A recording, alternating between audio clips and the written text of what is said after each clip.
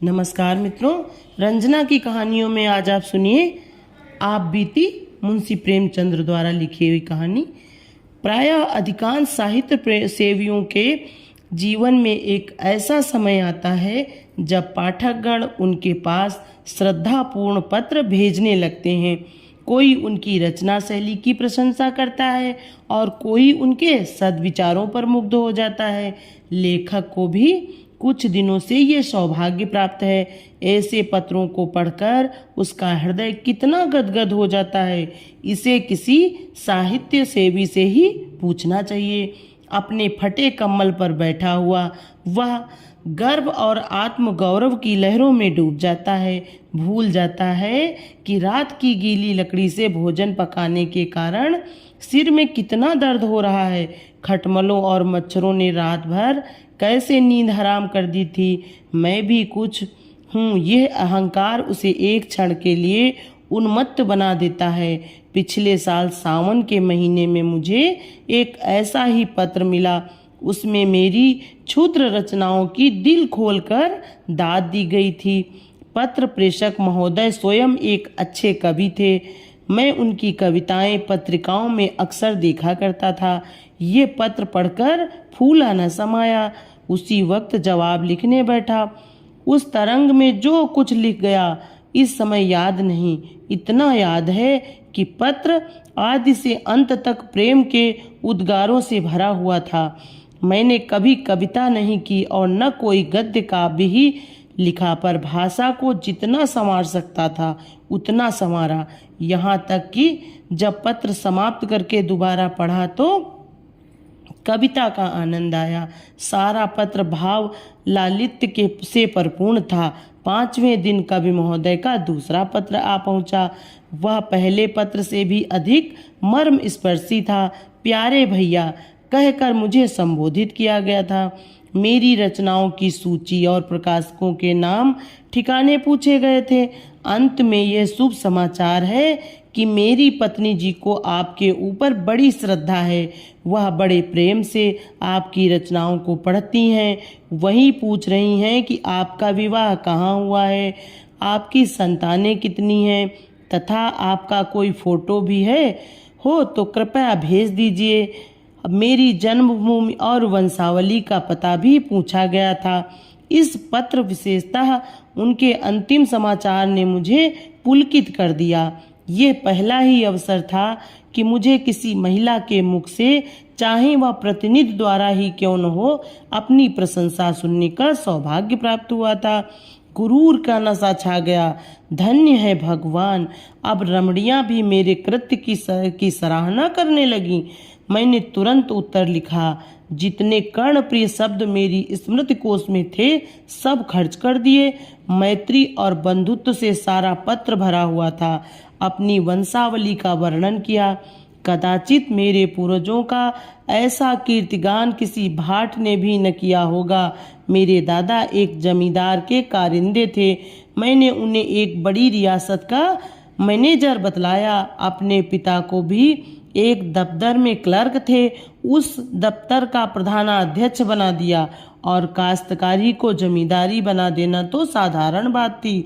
अपनी रचनाओं की संख्या तो न बढ़ा सका, पर उनके महत्व, आदर और प्रचार का उल्लेख ऐसे शब्दों में किया जो नम्रता की ओट में अपने गर्व को छिपाते हैं।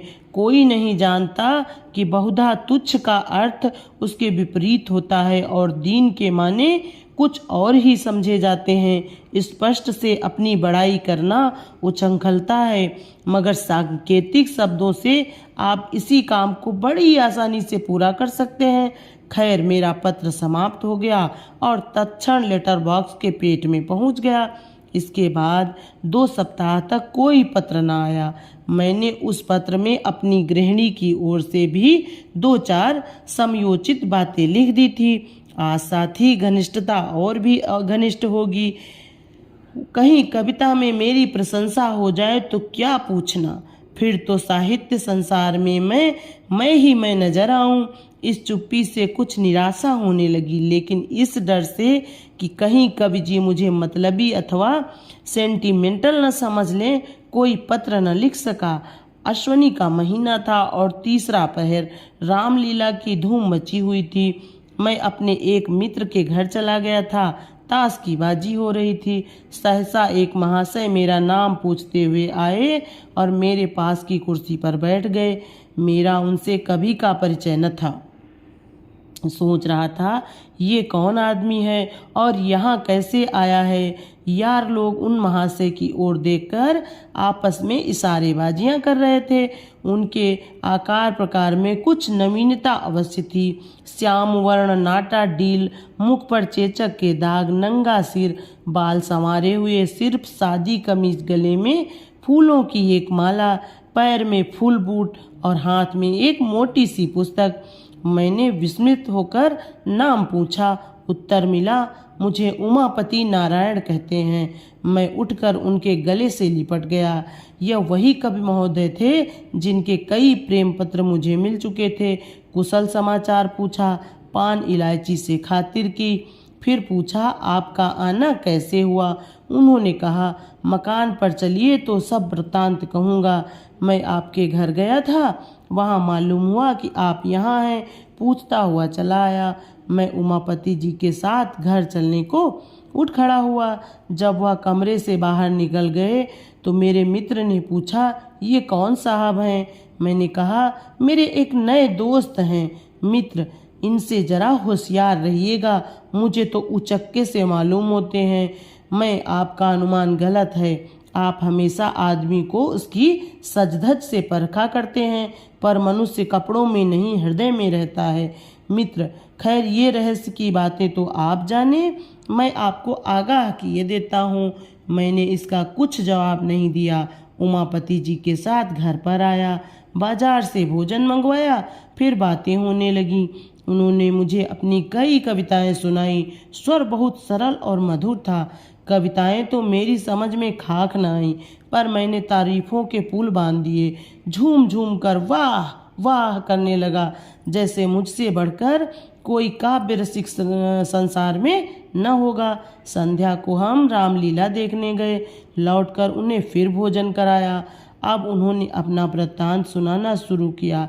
इस जगह वह अपनी पत्नी को लेने के लिए कानपुर जा रहे थे। उनका मकान कानपुर ही में है। उनका विचार है कि एक मासिक पत्रिका निकालें। उनकी कविताओं के लिए एक प्रकाशक 1000 रुपये देता है, पर उनकी इच्छा तो ये है कि उन्हें पहले पत्रिका में क्रमशः निकाल कर फिर अपनी ही लागत से पुस्तकाकार छपवाए। कानपुर में उनकी जमींदारी भी है, पर वह साहित्य जीवन व्यतीत करना चाहते हैं। जमींदारी से उन्हें घृणा है। उनकी स्त्री एक कन्या विद्यालय में प्रधानाध्यापिका है। आधी रात तक बातें होती रहीं। अब उनमें से अधिकांश याद नहीं है। हाँ, इतना याद है कि हम दोनों ने मिलकर अपने भावी जीवन का एक कार्यक्रम तैयार कर लिया था। मैं अपने भाग्य को सराहता था कि भगवान ने बैठे बैठाए ऐसा सच्चा मित्र भेज दिया। आधी रात बीत गई तो सोए। उन्हें दूसरे दिन 8 बजे की गाड़ी से जाना था। मैं जब सोकर उठा तब 7 बज चुके थे। उमापति जी हाथ मुंह धोए तैयार बैठे थे। बोले, अब आज्ञा दीजिए, लौटते समय इधर से ही जाऊंगा। इस समय आपको कुछ कष्ट दे रहा हूँ, क्षमा कीजिएगा। मैं कल चला तो प्रातःकाल के 4 बजे थे। 2 बजे रात से बड़ा जाग रहा था कि कहीं नींद ना आ जाए, बल्कि यूँ समझिए कि सारी रात जागना पड़ा, क्योंकि चलने की चिंता लगी हुई थी। गाड़ी में बैठा तो झपकियाँ आने लगीं। कोट उतार कर रख दिया और लेट गया। तुरंत नींद आ गई। मुगल सराय में नींद खुली, कोट गायब। नीचे ऊपर चारों तरफ देखा, कहीं पता नहीं। समझ गया कि किसी महाशय ने उड़ा दिया। सोने की सजा मिल गई। कोट में 50 रुपये खर्च के लिए रखे थे, वे भी उसके साथ ही उड़ गए। आप मुझे 50 रुपये दें, पत्नी के मैके से लाना है, कुछ कपड़े वगैरह भी ले जाने पड़ेंगे। फिर ससुराल में सैकड़ों तरह के नेक जोग लगते हैं। कदम कदम पर रुपए खर्च होते हैं। न खर्च कीजिए तो हंसी हो। मैं इधर से लौटूंगा तो देता जाऊंगा। मैं बड़े संकोच में पड़ गया। एक बार पहले भी धोखा खा चुका था। परंतु भ्रम हुआ कहीं अब की फिर वही दशा न हो। लेकिन शीघ्र ही मन में इस अविश्वास पर लज्जित हुआ। संसार में सभी मनुष्य एक से नहीं होते। ये बेचारे इतने सज्जन हैं, इस समय संकट में पड़ गए और मिथ्या संदेह में पड़ा हुआ हूँ। घर में आकर पत्नी से कहा, तुम्हारे पास कुछ रुपए तो नहीं है? स्त्री, क्या करोगे? मैं मेरे मित्र जो कल आए थे उनके रुपए किसी ने गाड़ी में चुरा लिए। उन्हें बीबी को विदा कराने ससुराल जाना है, लौटती बार देते जाएंगे। पत्नी ने व्यंग करके कहा, तुम्हारे यहाँ जितने मित्र आते हैं सब तुम्हें ठगने ही आते हैं, सभी संकट में पड़े रहते हैं। मेरे पास रुपए नहीं हैं। मैंने खुशामद करते हुए कहा, लाओ दे दो, बेचारे तैयार खड़े हैं, गाड़ी छूट जाएगी। स्त्री, कह दो इस समय घर में रुपए नहीं हैं। मैं यह कह देना आसान नहीं है। इसका अर्थ तो ये है कि मैं दरिद्र ही नहीं मित्रहीन भी हूँ। नहीं तो क्या मेरे लिए 50 रुपए का इंतजाम न हो सकता? उमापति को कभी विश्वास न आएगा कि मेरे पास रुपए नहीं हैं। इससे तो कहीं अच्छा हो कि साफ साफ ये कह दिया जाए कि हमको आप पर भरोसा नहीं है, हम आपको रुपए नहीं दे सकते। कम से कम अपना पर्दा तो ढका रह जाएगा। श्रीमती ने झुंझलाकर संदूक की कुंजी मेरे आगे फेंक दी और कहा, तुम्हें जितना बहस करना आता है उतना कहीं आदमियों को परखना आता तो अब तक आदमी हो गए होते। ले जाओ, दे दो, किसी तरह तुम्हारी मर्जात तो बनी रहे, लेकिन उधार समझकर मत दो। ये समझ लो कि पानी में फेंक देते हैं। मुझे आम खाने से काम था, पेड़ गिनने से नहीं। चुपके से रुपए निकाले और लाकर उमापति को दे दिए। फिर लौटती बार आकर रुपए दे जाने का आश्वासन देकर वह चल दिए। 7वें दिन शाम को वह घर से लौटकर आए। उनकी पत्नी और पुत्री भी साथ में थी। मेरी पत्नी ने शक्कर और दही खिलाकर उनका स्वागत किया। मुंह दिखाई के 20 रुपए दिए। उनकी पुत्री को भी मिठाई खाने को 2 रुपए दिए। मैंने समझा था उमापति आते ही मेरे रुपए गिनने लगेंगे, लेकिन उन्होंने पहर रात गए तक रुपयों का नाम भी नहीं लिया। जब मैं घर में सोने गया तो बीबी से कहा, इन्होंने तो रुपए नहीं दिए जी। पत्नी ने व्यंग से हंसकर कहा, तो क्या सचमुच तुम्हें आशा थी कि वह आते ही तुम्हारे हाथ में रुपए रख देंगे? मैंने तो तुमसे पहले ही कह दिया था कि फिर पाने की आशा से रुपए मत दो। यही समझ लो कि किसी मित्र को सहायतार्थ दे दिए। लेकिन तुम भी विचित्र आदमी हो। मैं लज्जित और चुप हो रहा। उमापति जी 2 दिन रहे। मेरी पत्नी उनका यथोचित आदर सत्कार करती रही, लेकिन मुझे उतना संतोष न था। मैं समझता था इन्होंने मुझे धोखा दिया। तीसरे दिन प्रातःकाल वह चलने को तैयार हुए। मुझे अब भी आशा थी कि वह रुपए देकर ही जाएंगे, लेकिन जब उनकी नई राम कहानी सुनी तो सन्नाटे में आ गया। वह अपना बिस्तर बांधते हुए बोले, बड़ा ही खेद है कि मैं अब की बार आपके रुपए न दे सका। बात यह है कि मकान पर पिताजी से भेंट ही नहीं हुई। वह तहसील वसूल करने गांव चले गए थे और मुझे इतना अवकाश न था कि गांव तक जाता। रेल का रास्ता नहीं है, बैलगाड़ियों पर जाना पड़ता है। इसलिए मैं एक दिन मकान पर रहकर ससुराल चला गया। वहां सब रुपए खर्च हो गए। विदाई के रुपए न मिल जाते तो यहाँ तक आना कठिन था। अब मेरे पास रेल का किराया तक नहीं है। आप मुझे 25 रुपए और दे दें और मैं वहां जाते ही भेज दूंगा। मेरे पास इक्के तक का किराया नहीं है। जी में तो आया कि टका सा जवाब दे दूं, पर इतनी अशिष्टता न हो सकी। फिर पत्नी के पास गया और रुपए मांगे। अब कि उन्होंने बिना कुछ कहे सुने रुपए निकालकर मेरे हवाले कर दिए। मैंने उदासीन भाव से रुपए उमापति जी को दे दिए। जब उनकी पुत्री और अर्धांगिनी जीने से उतर गईं तो उन्होंने बिस्तर उठाया और मुझे प्रणाम किया। मैंने बैठे बैठे सिर हिलाकर जवाब दिया। उन्हें सड़क तक पहुंचाने भी न गया। 1 सप्ताह के बाद उमापति जी ने लिखा, मैं कार्यवश बरारा जा रहा हूँ, लौट कर रुपये भेजूंगा। 15 दिन के बाद एक पत्र लिखकर कुशल समाचार पूछे, कोई उत्तर न आया। 15 दिन के बाद फिर रुपयों का तगाजा किया, उसका भी कुछ जवाब न मिला। 1 महीने के बाद फिर तकाजा किया, उसका भी यही हाल। एक रजिस्ट्री पत्र भेजा, वह पहुंच गया, इसमें कोई संदेह नहीं, लेकिन जवाब उसका भी न आया। समझ गया, समझदार जोरू ने जो कुछ कहा था वह अक्षरशः सत्य था। निराश होकर चुप हो रहा। इन पत्रों की मैंने पत्नी से चर्चा भी नहीं की और न उसी ने कुछ इस बारे में पूछा। इस कपट व्यवहार का मुझ पर वही असर पड़ा जो साधारणतः स्वाभाविक रूप से पड़ना चाहिए। कोई ऊंची और पवित्र आत्मा इस छल पर भी अटल रह सकती थी। उसे ये समझकर संतोष हो सकता था कि मैंने अपने कर्तव्य को पूरा कर दिया। यदि ऋणी ने ऋण नहीं चुकाया तो मेरा क्या अपराध, पर मैं इतना उदार नहीं हूँ। यहाँ तो महीनों सिर खपाता हूँ, कलम घिसता हूँ, तब जाकर नगद नारायण के दर्शन होते हैं।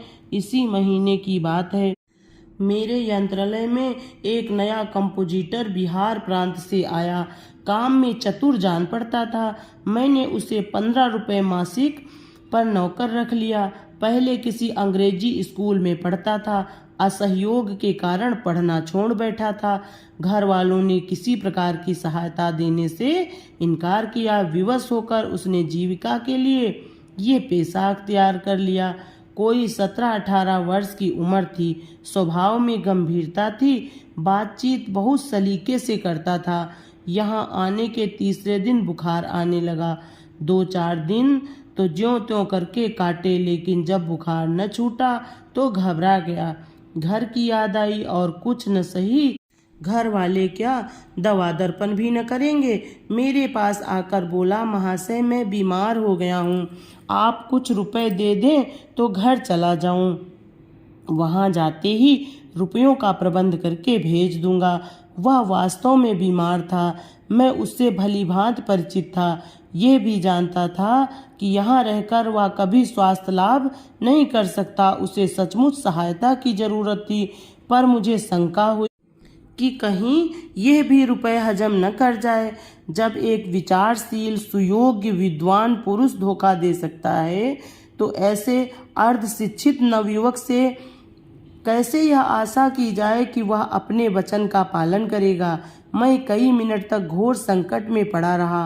अंत में बोला, भाई मुझे तुम्हारी दशा पर बहुत दुख है, मगर मैं इस समय कुछ नहीं कर सकूंगा।